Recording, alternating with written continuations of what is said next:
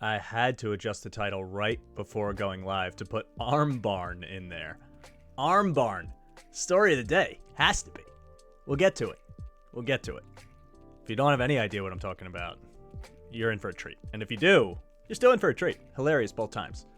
I'm wearing the Eddie Mush shirt today. Realized I should have worn this on the first stream. Makes more sense. But here we are. If you haven't seen A Bronx Tale, I don't want to tell you to turn the stream off and go watch it, but like, right when I'm done. Put him in a bathroom. You know? Not that much happened last night. There were some stories that I really liked. Arm Barn we're going to talk about. PETA getting into things. World Series. Off day today.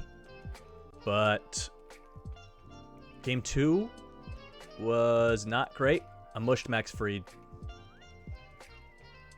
I mushed him. Mushed him hard. Talked him up. He got shelled. That's my bad. That's on me. Probably the first time I've had a serious mushing so far where I thought he would go deep into the game. I'm going to defend him in a little while when we go through the stats. But it wasn't great. He got hit up. What can you do? That's why you come to Mike the Mush. It's funny. We laugh. We move on. No one cares about the Braves. I'm rooting for you. Win it. But, you know, it's fine. I want to try something real quick. The Thunder beat the Lakers. The Thunder beat the Lakers. The Thunder beat the Lakers.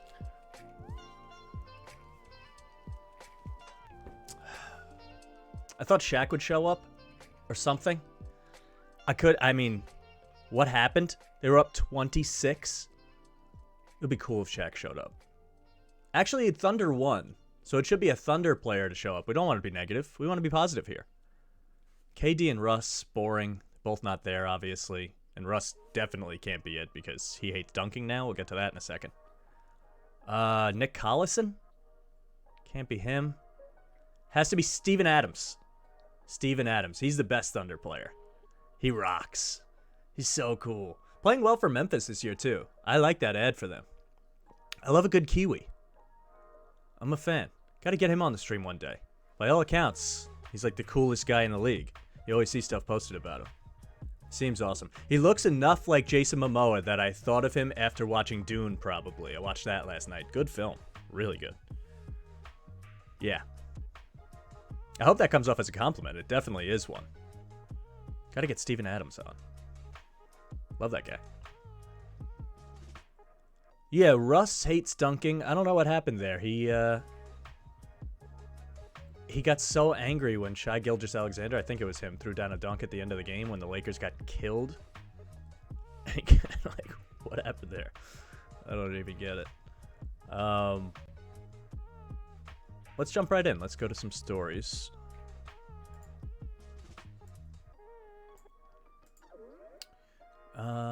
Where are we here? Also about Russ, like, why are we even covering it? I'm pretty sure it was on the ESPN homepage. Okay, I lied. But still. Guy gets mad when his team blows a game? Like, yeah, obviously. Everyone's gonna get mad. I don't blame him that much. I blame everyone for putting it out there, although maybe that's me now, so it's like blameception out here. Seattle Kraken. You like them. Fun story. Their players are throwing stuffed salmons to their fans? Like the reverse of the Red Wings?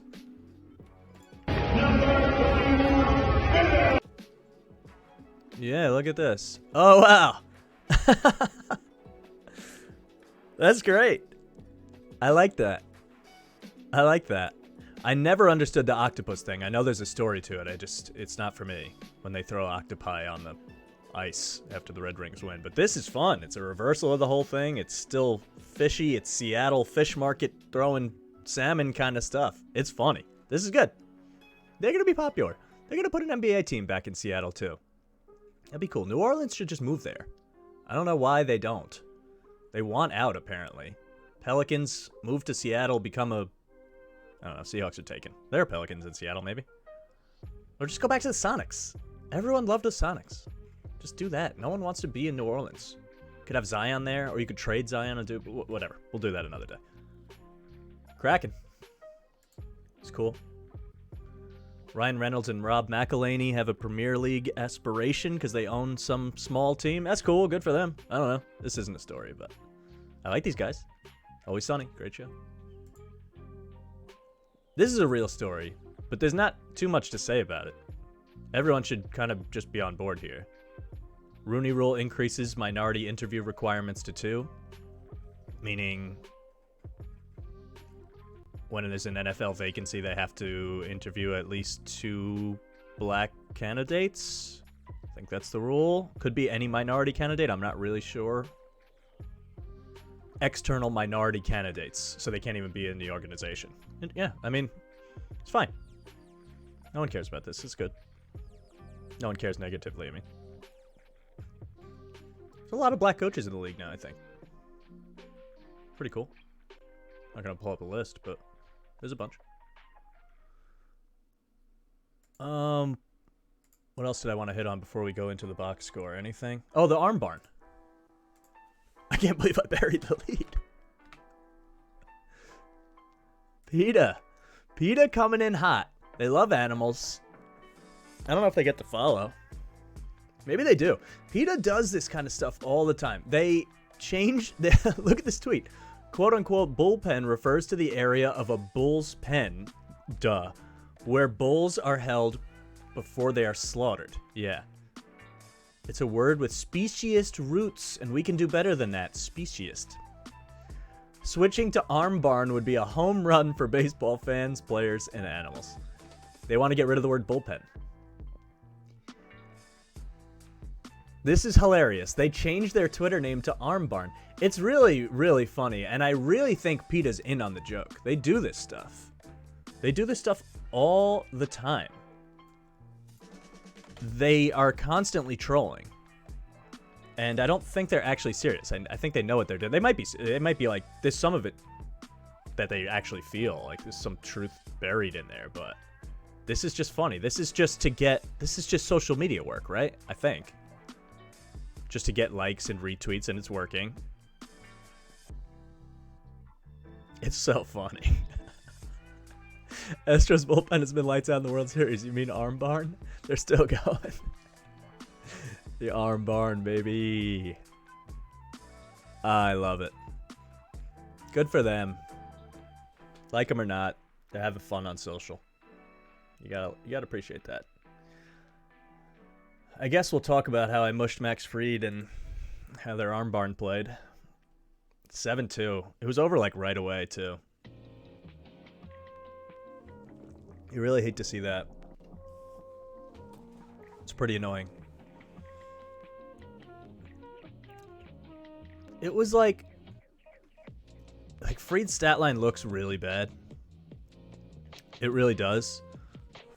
5 innings, 6 earned, 7 hits, 1 walk, 1 strikeout, right? But on the flip side, he didn't pitch awful most of the time. It was death by 1,000 cuts.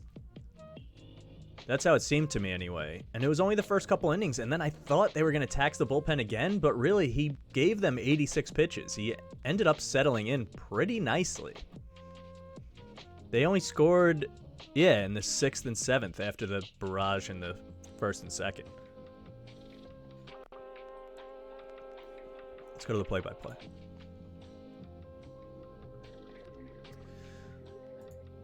So Urquidy gives up 2 singles. Looking shaky, but he gets out of it. Altuve doubles to lead off the inning. That was a killer.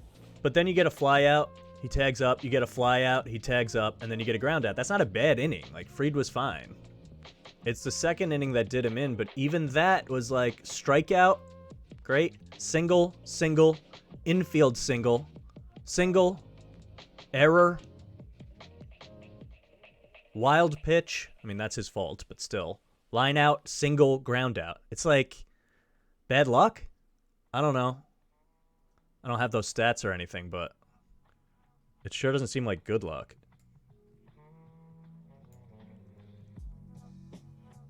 It's tough. And then it's 5-1. You gave up a bunch of singles. Also, I talked on Monday, I think, about how I thought Gore would do something on the base paths for Atlanta because they brought him up to the roster because he's a pinch runner. And then this Siri guy ended up doing it instead. I don't even know who he is, to be honest. Siri, Astros. Hey, Siri. Who's Siri? Jose Siri. Can I even get to the baseball reference? Thanks. Minor and Winter League. Oh, God. He did play 21 games, 49 plate appearances for Houston. Hit 304. Wow. 956 OPS. What the hell? Really? He's 25 years old, too. I assumed he was a speedster, but no, he's not really. He can hit, huh? How did he play at AAA this year? 94 games, 318, 921. Wow. Oh, that's interesting. He's a power hitter? Well, he looked like he was speeding around and making plays yesterday. Huh. Jose Siri. Sorry, Siri. Yeah, anyway, I don't know. They didn't, like, mash him to death. And then he settles down. 3 outs here. 3 outs here. That's 6. That's 7 in a row. 8, 9, 10 in a row. And then a walk and a single. But he got 10 outs in a row. How often do you get 10 outs in a row and your team is down 5-1? Not that much. So just fluky. I'm still not buying the Astros. Maybe I just refuse. I'm not sure. I just can't do it. I just feel like if you hit a million singles, that just found the found holes. Like, it doesn't do it for me, really. You win the game. I mean, that's important for them. They had to win one at home. But I don't know. Urquidy looked good, but he only threw 5 innings. He gave up 6 hits. Free didn't walk anyone. He walked 1. Okay. Urquidy didn't walk anyone. It had 7 strikeouts. He looked good. Caleb Javier looked really good when he came in. But he threw a bunch of pitches. I don't know. I mean, they were good. They hit. They hit a lot of singles, and then the game was kind of over, and Atlanta just never got anything going on offense at all. They had 7 hits, but they were scattered. They never really threatened. D'Arnaud solo homer. Freeman single with D'Arnaud on. D'Arnaud actually played well. Good for him. Former Met. I just feel like I didn't learn as much from this game as I did from game 1. Is that fair? I don't feel worried if I'm Atlanta going back home 1-1. Especially... who are the probable pitchers? Yeah. I mean, Luis Garcia and Ian Anderson. We'll go into that in a second. Altuve homered, right? I think I saw that he was... Yeah, he homered late when the game was out of reach. Cool. 22 postseason homers. Second all-time now?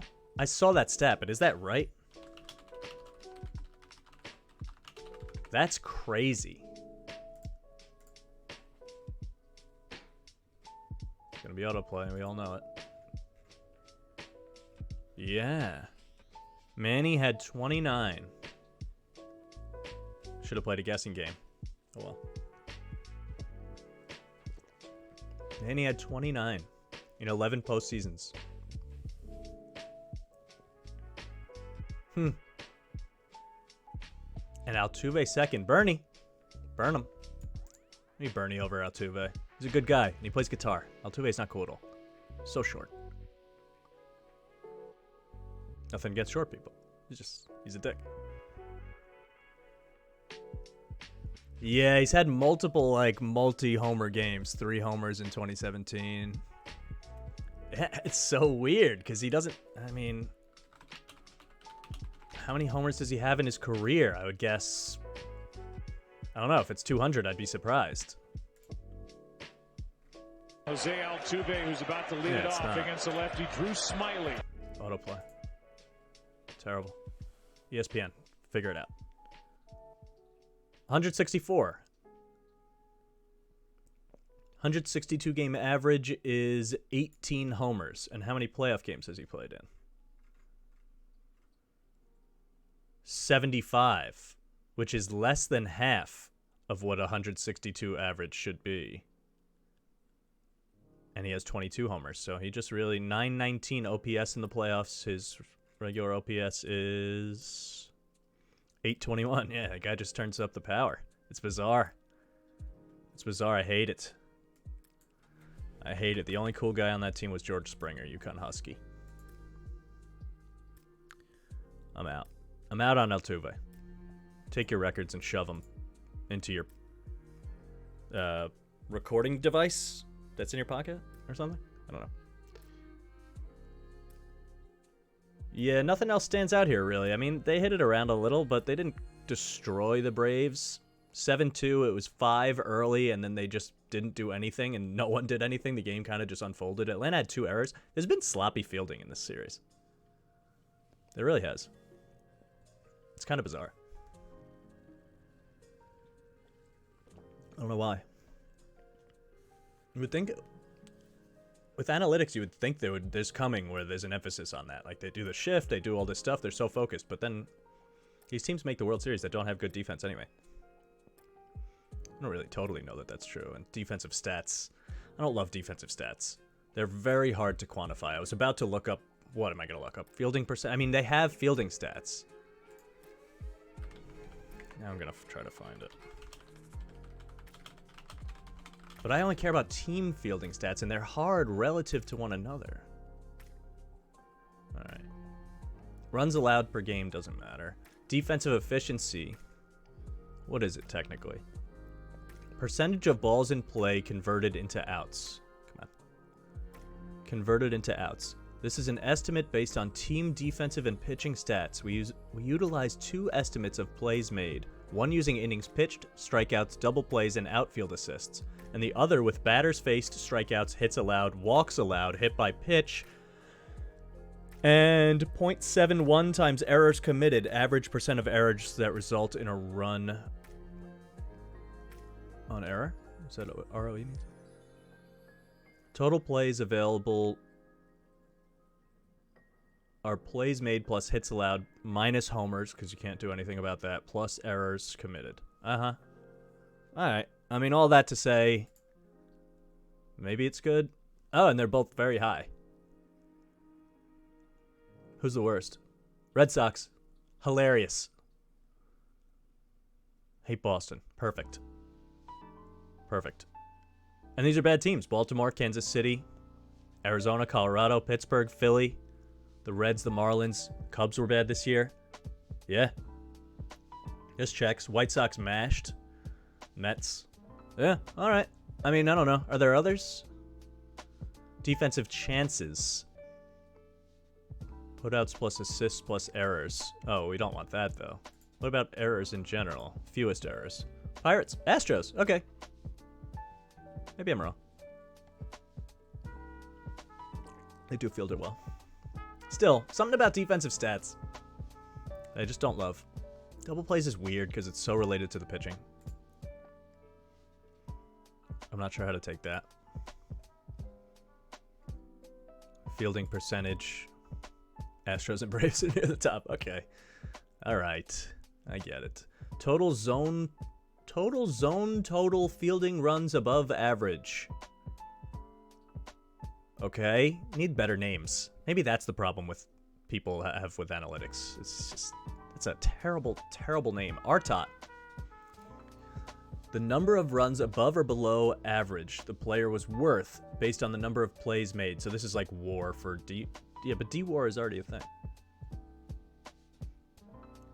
I don't know. I can't go down this rabbit hole. Let's just see who's good. Braves and Astros, yeah, that makes sense. Red Sox still terrible. Red Sox are really bad in the field, huh? They're just thumpers. Yeah. Did these change at all? No. So what's the point? Why do we need 2 tables when it's the exact same? Come on, guys. I love your baseball reference, but what are we doing? Defensive runs saved. Braves are lower. Red Sox are up. Oh, look at them. Good for them. Yankees stink. Are good. See, that's a good name. Good plays over misplays runs above average. Exceptional contribution or obviously misplayed the situation. This is my question. Provided by Baseball Info Solutions. What does Baseball Info Solutions do? Baseball Info Solutions. Because collection, analysis, and delivery of top quality sports data. Because this would require people to be watching the game and recording it. I don't think that's pure analytics necessarily. I mean, I'm okay with it, and it's better, but there's human bias in there, right? Collection, analysis, and delivery of top quality sports data, content, and analytics. Who knows? They deliver data. I mean, I would think that would require someone to know what the exceptional play was, and then the question becomes, who is that person? And I don't know. Astros are way lower in this. Look at that. And also, does it matter? Do you need to make the exceptional play? This isn't SportsCenter Top 10. I mean, you can, but you don't have to. It's nice. I don't think it wins the World Series, but you don't want to screw up the routine play. So these teams would be really bad, who are making errors constantly on normal plays. But that's just what error count would be. Like, in theory, the bottom teams here should be the same as the bottom teams here. Marlins, Red Sox, Twins, D-backs, Yankees. Marlins, Red Sox, Twins are all the way up here, so they must make really good plays. Who the hell? Who cares? Why am I spending time on this? Defensive stats. I'm trying to... This is what I'm saying. It's just too much. It's just way too much. I don't know. It's 1-1. Going to Atlanta. Off day today. I still like the Atlanta bullpen better. I'm sorry. Atlanta arm barn better. And starters... Ian Anderson I love. I really think he's good. And if the Braves take Game 3, I mean, whoever takes Game 3 obviously has a leg up. But I really think Ian Anderson is better. Let's look at his stats first. The more you know who you are and what you want. Second year. But he pitched a lot and he's been healthy. 3.58 ERA with a 1.231. It's good. It's what you want your third starter to be, I guess. It's his strikeout numbers like 9. It's fine. Doesn't allow homers. Walks a little too many for my liking. For not getting immense strikeouts. But he's good. Batting average against. Not a lot of homers. That's key. But then again, Houston just scored a ton of runs on singles. So, hard hit balls. He's pretty equal ground ball fly, but he's hard to put in a bucket. What do I think of Ian Anderson? Does he just exists? He's just good. He's just good and no more than that. Has he pitched well in the playoffs? Let's look at his last month or so.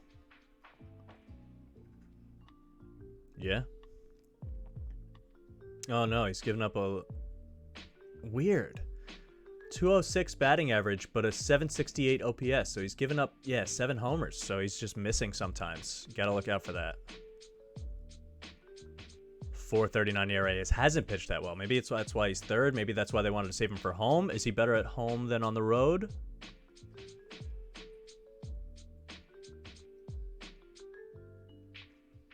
No.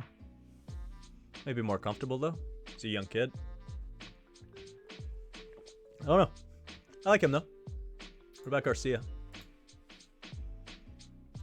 He's also young. Better numbers. 1.172 whip on the season.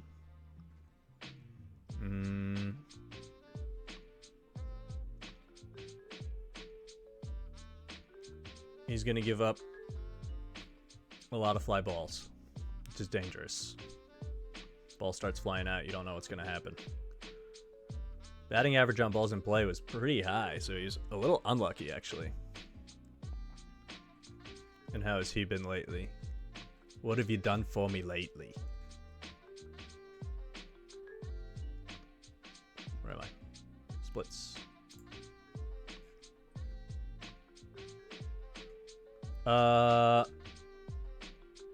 287 batting average, 780. See, he's the opposite. He's been walking a lot of guys. He walks a lot of guys.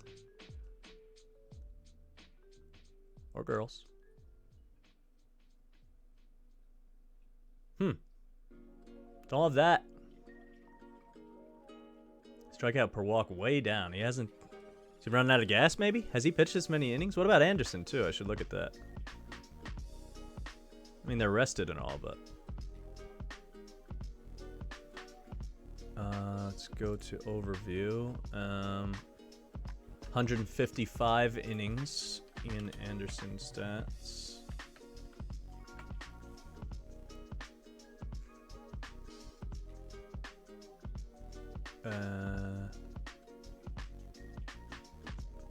Come on, dude, really? Google. Again, step your game up. Google and Baseball Reference, give me a partnership. That'd be cool. 128. Should be more rested, although I think he maybe missed a couple starts, so I don't know. I don't want to go too deep into a Game 3 preview, although we won't have any time Friday for that, I don't think. Friday's going to be a lot of football going into the weekend, and I want to talk UFC. There's a pay-per-view this weekend. We're going to do some picks, see what else I can mush. That'd be fun. Yeah, so anyway, we don't have lineups or anything, but Game 3, I would still really look at the Braves. Let's see what the odds are. Game 3, I mean, the odds just... Vegas obviously doesn't know what to do here. Because there's no shortage of statistics to figure out the right line, right? They never really miss. So... Why is it just not moving at all? Has there been no action, I guess? Let me look on a different site. Let's see.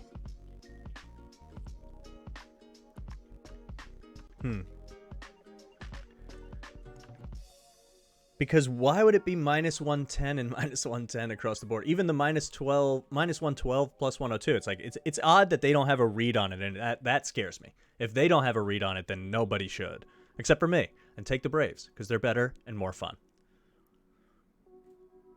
This site has minus 113, minus 107. Yeah, so nobody knows, which is fun, I guess. There's no read on this. There's just, you got to see who you like. And I was more impressed with the Braves really driving the baseball in Game 1 than I was with all these loopy singles in Game 2 from the Astros. So, and I like Anderson better than Garcia. So for what it's worth, I like them in Game 3. You'll have a full day to think about it and then make fun of me if I'm wrong. But it'll be the weekend, so you'll have to wait for Monday.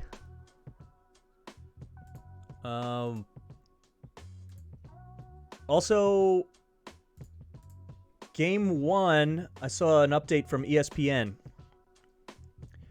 Game 1 had an average of 10,811,000 viewers, up 17.5% from a record low last year. They send out this update on their app as if that's... I feel like that's not a good thing. First of all, you're reminding everyone how bad the ratings are in general. Not that MLB sent it out, ESPN did, but still. And that was during a pandemic, and there were no fans all year in the stadiums.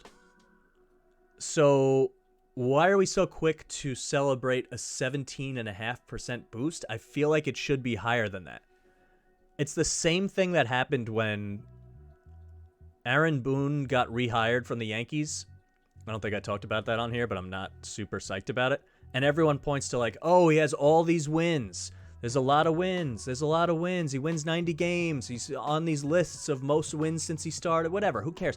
The difference is you have to look at it relative to how many wins they were supposed to get. So if the Yankees line, I'm going to loop this back in, I promise. Stick with me. If the Yankees line for the season is 100 wins, which it was, they were expected to win 100 games. I don't know if it was exactly that, but it was up there. And then they win 91. Are we praising Aaron Boone? No. It's all relative. So same thing here.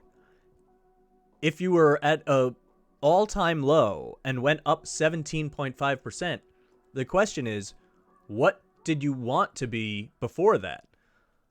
And what did you project out? Let's look at their ratings, World Series ratings. Average by year. Wikipedia always has my back. Look at this, in the 70s and 80s, they were at 44. Okay, 2020, 2019. 2018 was 12. 2019 was 12. Roughly 16 for Game 6. 2018 got up to 17.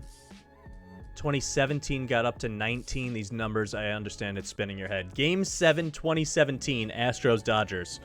The cheating year. 28 million. That was 2017. Now 2021, they want me to cheer for 10.8 when last year was an all-time low, averaging around 10. So they haven't gone up really at all from Game 5 last year when all year there were no fans. So are people just not going back to baseball? Or was it always on a downward trajectory and now we're trying to celebrate a non-win? I didn't really like that. Who knows? We'll see what happens as the series goes on. Maybe it gets better. Not sure. I want to talk a little football. Thursday night. I want to save most of the big, predictions for the weekend because not a lot of time until this game, but we got to talk about it. I saw a tweet, Pro Football Talk today, right? I think it was. Here.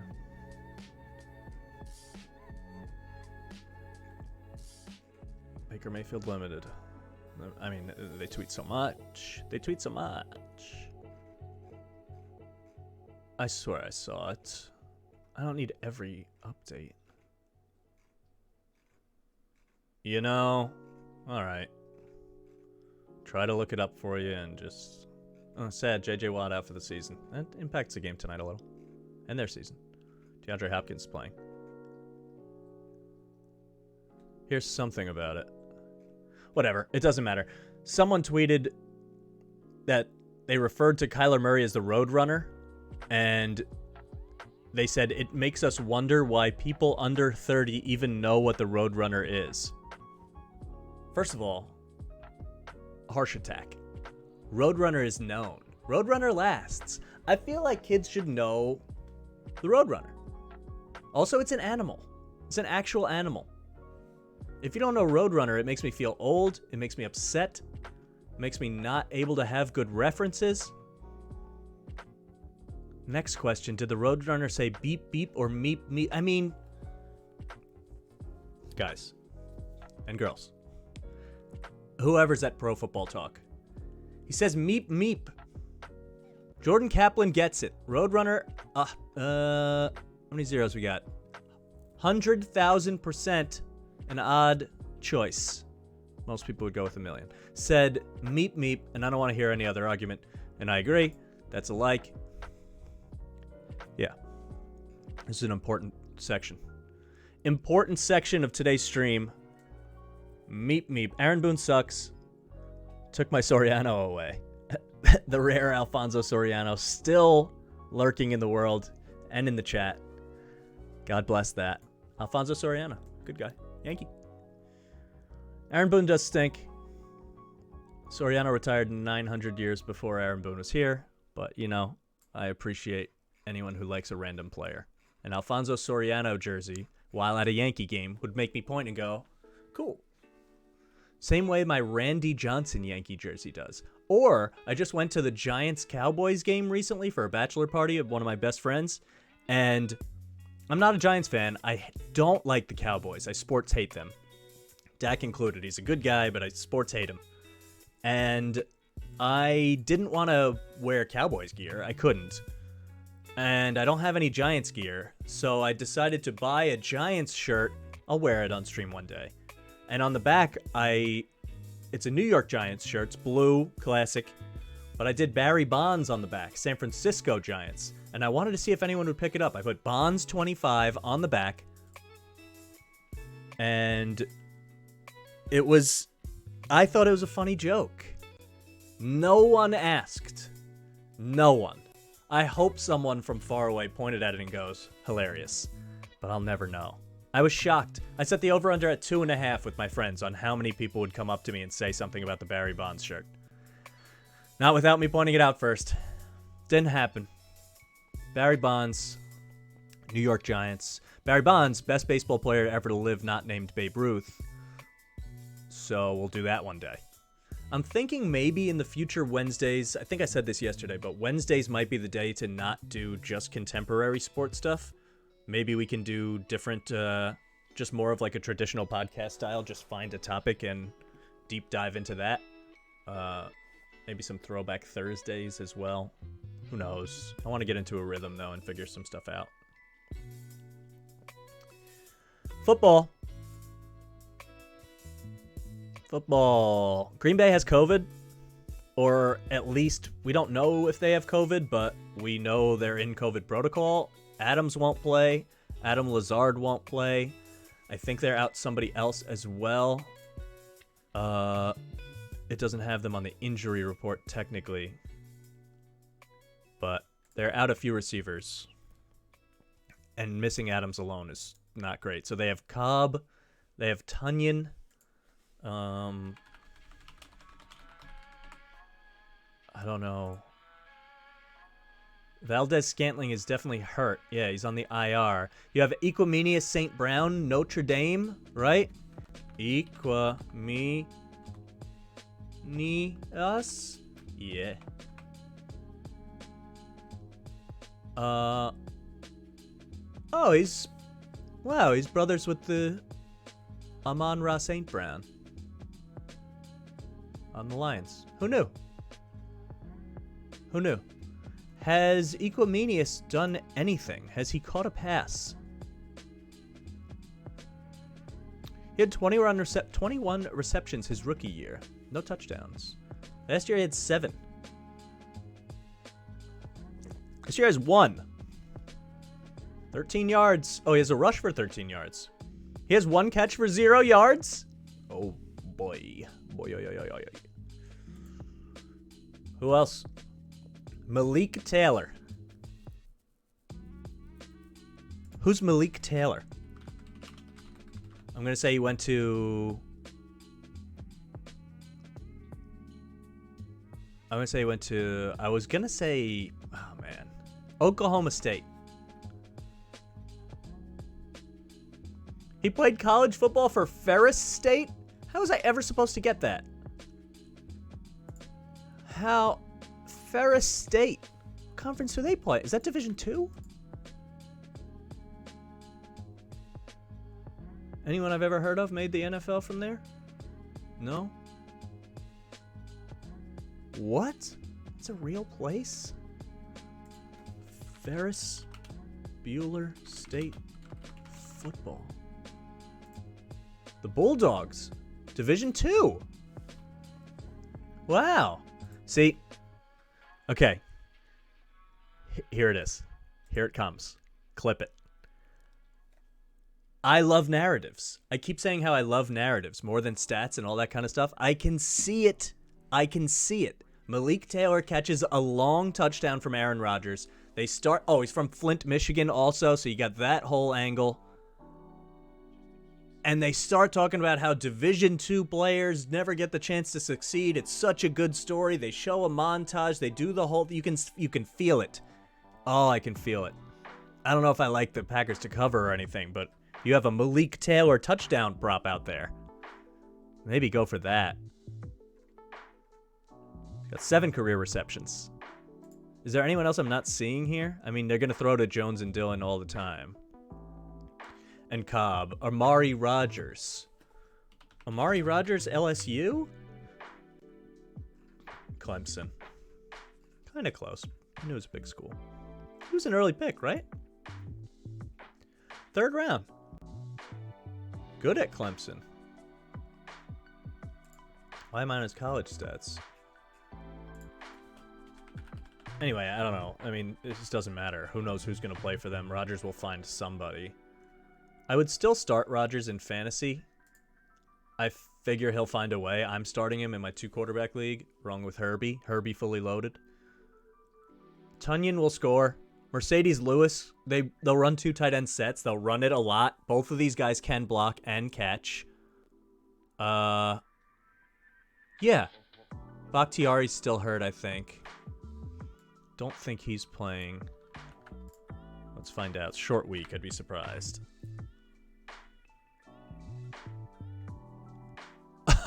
I may not have the best looking number, but by God, it's the sexiest. Okay, David.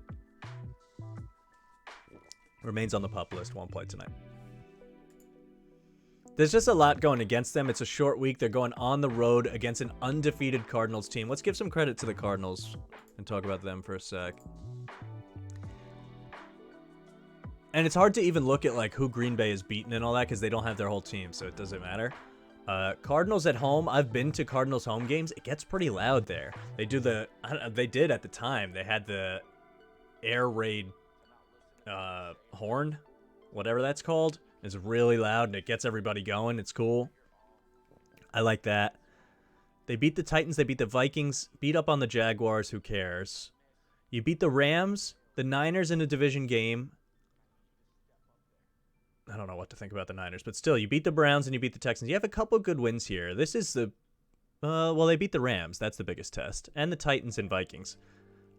Titans, Vikings are on par with the Packers. And so are, so are the Rams. But this disjointed Packers team, what concerns me is who's hurt for them? Watt's out, but everyone else is playing, right? DeAndre Hopkins was limpy, but he's going to play.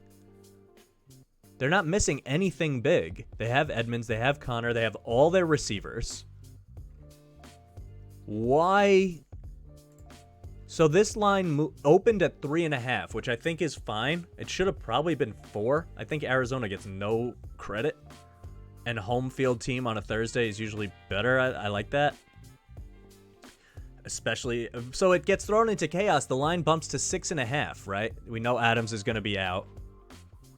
But then it never really moved from 6.5. In fact, it went down to 6 in some places. That creeps me out. They're buying into the D2 narrative. It's weird. You would think action would have came in on Arizona, especially with such a teasable number. I took the Arizona money line in a couple teases already for this week, which I really like. And we'll talk more about that tomorrow, but I trust Arizona to win this game. I don't see why they wouldn't necessarily put up a lot of points. They should win big. Green Bay's going to try to run the ball and slow it down and then make big plays with Rodgers, I guess, down the field on play action. I don't know, but it's freaky that this line hasn't moved up. Someone is still betting Green Bay with no receivers. What do they know? What do they know? I don't know. But it's weird. So, yeah, I don't know. We'll see. Gotta like the Cardinals. If Green Bay does anything, it will be on the back of Aaron Jones and Aaron Rodgers. The Aaron connection. The law firm. Aaron and Aaron. Maybe that's a narrative. All these narratives coming up for Green Bay.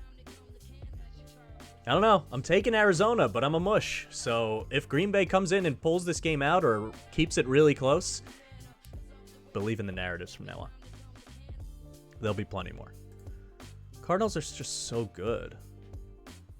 Kyler's completing 73.5% of his passes. If this guy's healthy, he's a superstar MVP candidate. I don't know, like, you can't stop him on the ground or passing.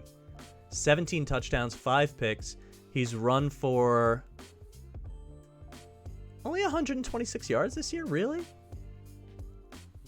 I'm surprised. 2.9 yards per attempt. Huh. What's his long rush? 18 yards? That has to progress to the mean. It has to. So give me Kyler Murray to make a 20-yard rush tonight. Some kind of prop bet there. But the running backs are so good. They complement each other so well. Edmonds inside, between the 20s. Connor inside the 20s, scoring all the touchdowns, vulturing everyone. I have him in fantasy. All the Chase Edmonds haters. All the Chase Edmonds havers or haters of Connor. But in real life, they're good together. And then you have Colt McCoy as backup. I like Colt McCoy.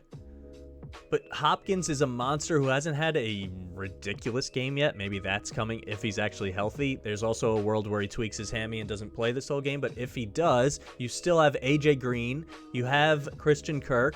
You have Rondell Moore, who's begging to get more looks. He's so good. He made that sideline tiptoe catch. Maybe I can find a picture of it. Rondell Moore tiptoe. I can't spell, but Google has my back. I don't know if I can do the YouTube of it, but look at that. Beating the Niners secondaries, it's fine. But that's a hell of a catch. That's a hell of a catch. And it was going away from him. He's a really good player. And then they have Zach Ertz. They have 1, 2, 3, 4, 5, 6, 7 legit weapons. And you have to worry about Kyler running. So it's almost like 8. And Colt McCoy is the backup. What a clipboard guy. Eno Benjamin as a backup running back, I don't even hate. As a third running back. I don't know. The point is, if they don't win this game, all of a sudden it'll be like, I told you, I knew the Cardinals weren't for real. I knew it. They're 7-0. They still get no respect. They're going to go 8-0 tonight. I really believe it. If I mush it, that'll probably be the name of the tomorrow's stream or whatever. But I really like them. It's just the line not moving is weird. It's weird.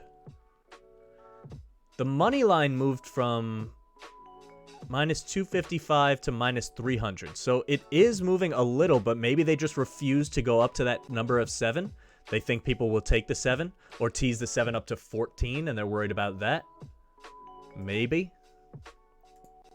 I don't know. Let's talk some hoops really quick before we wrap up, because everyone's going to want to watch the game.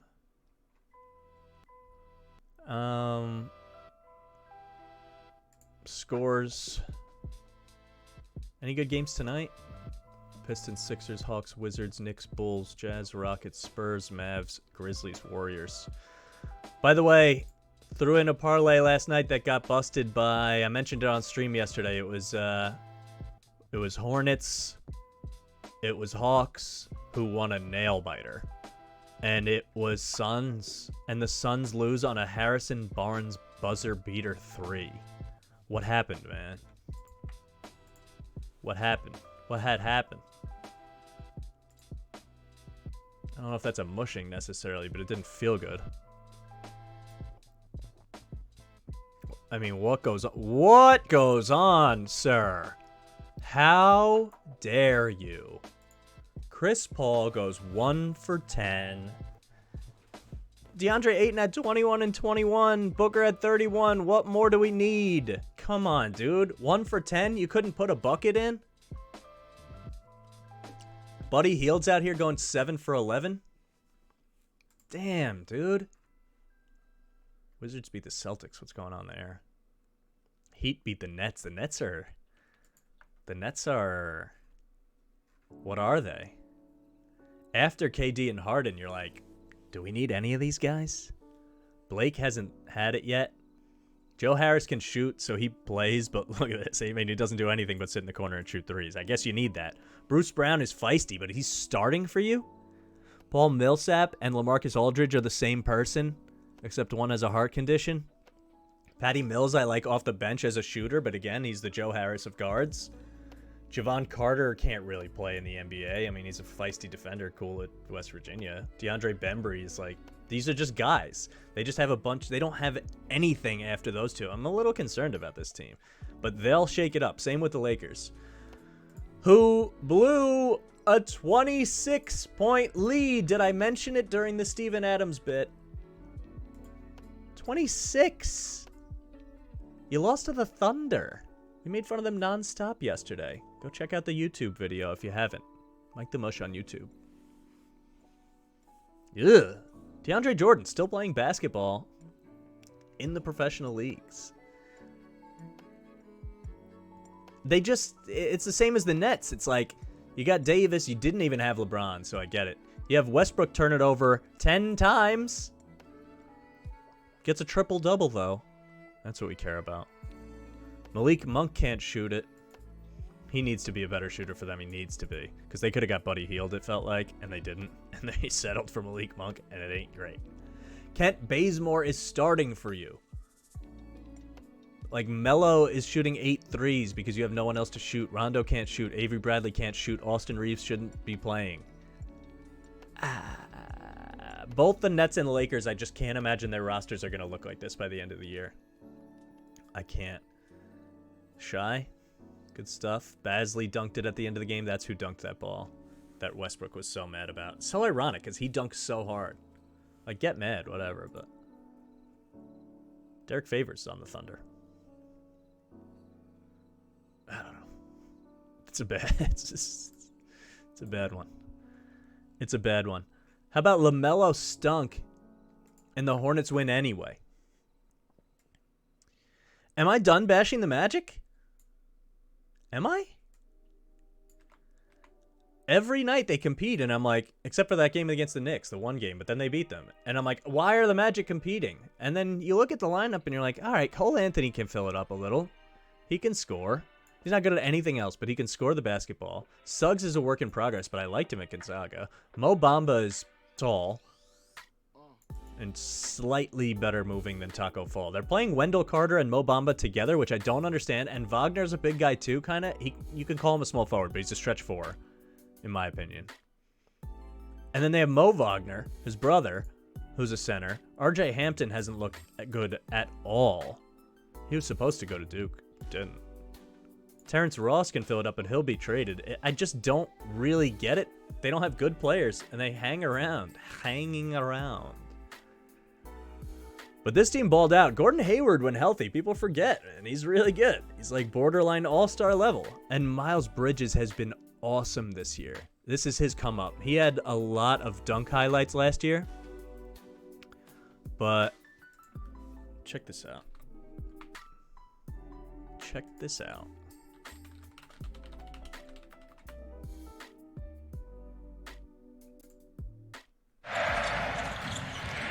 Sunday, Monday, Tuesday. Won't be back in the short pants until Wednesday. Miles Bridges. Oh, two-handed tomahawk. This is too long. We need a shorter one. How about this? Oh, Jaylen Brown destroys Miles Bridges. Ooh, it's not what I wanted. Here's one. Uncun Capella, who is good. This is such ugly offense. Oh, come on. What is going on? Cody Zeller. Attack the rim, young man. Oh my god! That's what this dude does. And if he can start shooting threes, woo-hoo-hoo. LaMelo plays bad and they win a game is that should be a headline. You ask me. I don't know. Hawks game was interesting. DeAndre Hunter locked up Brandon Ingram on the final play of the game. There was some nonsense at the end of this game that made it close. And they had the ball. Pelicans had the ball here. There were some free throws at the end. 3.5 seconds left, down 1. Had a shot, inbound, off a timeout. And DeAndre Hunter comes in and locks up Brandon Ingram and forces an air ball. So that's cool. I was curious last night, with more and more shot makers coming into the league every year, guys who can just knock down jumpers, are the bad teams like the Magic and stuff eventually just going to become better because everyone can make shots? Is that a thing? Or is everyone becoming better and the bad will still get blown out because the top rise also? I don't know. I wanted to touch on the PFL championships that were yesterday because no one talks about this, and it's kind of cool. They have 6 world titles, and they do $1 million for each for the winner, and they have tournaments and stuff. It was yesterday. No one talks about it. No one seems to care. Kayla Harrison is like the best women's fighter on the planet, not named Amanda Nunes or Valentina Shevchenko. And if she came to the UFC, she'd be this big thing. She cuts cool promos. She's like, gets another submission win for $1 million yesterday. And no one seems to care about this league. In fact, I think ESPN has the rights to broadcast this. And I don't know what the problem is. They have good fighters. They put on interesting fights. The production is fine. The website looks fine. Maybe people don't know where to find it or don't care about anything not named the UFC. But is that real, that we just can't? UFC's here forever. I love the UFC, but like, it's impossible to compete with. That sucks if true. I don't know. Maybe they just eventually buy it and make it their minor leagues or something. But if you're into UFC, I did a podcast with the guys from Fight Night Picks, which is a great YouTube channel that I'm a big fan of, and I'll refer to them tomorrow when we break down the UFC card. But on the Link podcast, at the Link_podcast, or the Link podcast, anywhere you get podcasts. How many times can I say it? I interviewed one of the guys from there, and we broke down a lot of stuff about UFC. So if you're into that, definitely check it out. Like I said, we'll talk more UFC tomorrow. We'll talk a lot of football tomorrow. We'll break down all the games quickly. I don't know how I'm going to do it that fast, but we'll go rapid fire. We'll make picks. We'll pick certain bets that I think are better than other ones. Follow me on social media at Mike Mush Sports. Let's push this thing up. Let's get it going. Come back. I want you to come to the Twitch chat. If you're watching on YouTube, try to come in and watch it live on Twitch so you can chat with me. It's more fun. If not, if you need to watch on YouTube, totally cool. I'll upload them every day. And I would love for you to post in the comments whatever you're thinking about what we said that day. We can argue that way. I'll address it on stream the next day. Still trying to get the Discord together, maybe next week, so I can pull people in and do kind of like sports radio calls. We'll see if that comes together. What else? Trying to stick to 5 to 6 p.m. Eastern time. That might fluctuate.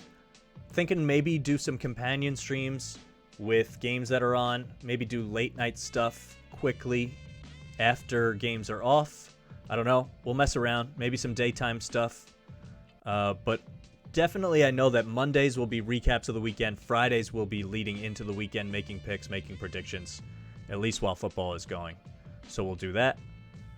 And I want to have some people on for interviews eventually, which sounds like a Wednesday thing. I need to figure out exactly how to do that. It's all a work in progress. But thank you for watching. Subscribe on YouTube if you can.